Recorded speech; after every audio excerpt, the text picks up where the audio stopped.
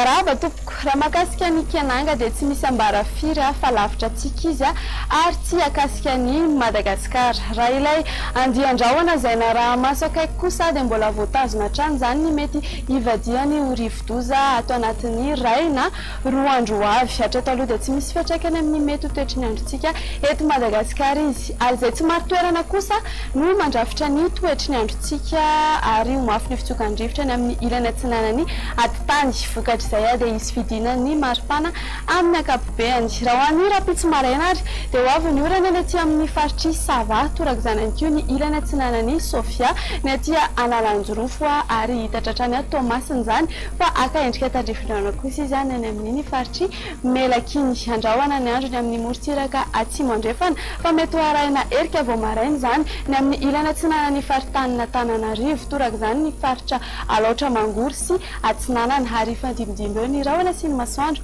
ho an'ny faritra sisa. Raha ho an'ny hariva kosa indray ary dia hanomboka hipotra tsikelikely ny orana tandrivin-drahona mety ho raha ikotrika ho an'ny faritry Diana, Sofia, atsimo andrefana sy Androy. Ho avy ny orana ny aty Antala, Analanjorofo sy Tomasina ary azo erika kosa ny amin'ny alina ny any amin'iny Mangory iny dia mbola ny amin'ny alina hatrany azo orana tandrivin-drahona ny any Morony Mania, Tomatsihatra sy Irombe homena ny andro ho an'ny faritra sisa.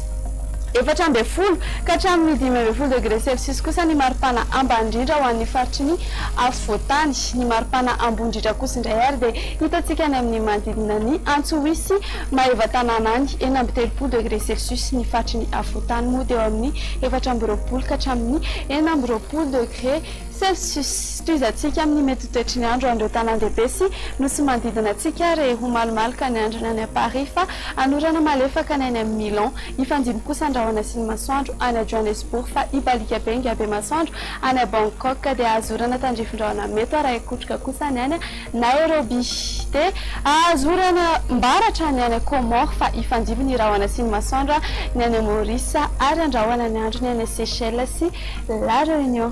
Izay ny mamarana ny fotoanantsika mamy fotoana no tenako amin'ny manaraka indray veloma tompoko.